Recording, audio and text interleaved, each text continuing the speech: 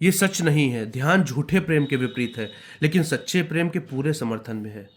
एक बार आप अंतरतम केंद्र में स्थिर हो गए, जहां से और भीतर जाने को जगह न रही। आपने अपने प्राणों के अंतरतम केंद्र को छू लिया। तब आप अस्तित्व के केंद्र में स्थिर हो जाते हैं। अचानक प्रगाढ़ ऊर्जा उपलब्ध होती है, लेकिन अब जाने को कोई जगह न रही। जब आपने ध्यान करना शुरू कर दिया था, बाहरी यात्रा तो तभी रुक गई थी, और अब अंतर यात्रा भी पूरी हो गई। अब आप कहीं जा नहीं रहे। अब आप अपने घर पहुंच गए, लेकिन ऊर्जा भरपूर है, जैसे कोई बांध लबालब पानी से भरा हो। अब आप क्या करेंगे? ये ऊर्जा उमड़ कर बहना शुरू कर देगी। ये बिल्कुल अलग बात है। इसका गुणधर्म ही अलग है, क्योंकि इसका कोई प्रायोजन नहीं है।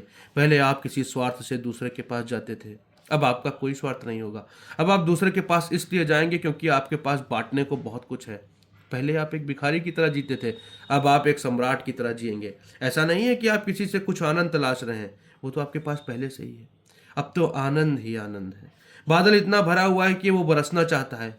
फूल इतना भरपूर है कि वो सुगंध के रूप में हवाओं पर सवार होकर दुनिया के कोने कोने में पहुंचना चाहता है। ये बांटना है। एक नए प्रकार का संबंध आपके जीवन में आया है। इसे संबंध कहना भी ठीक नहीं है, क्योंकि अब ये कोई संबंध ना रहा, बल्कि अब ये आपकी सहज भाव दशा है। ऐसा नहीं कि आप प्रेम करते हैं, बल्कि ऐसा है कि आप ही प्रेम है।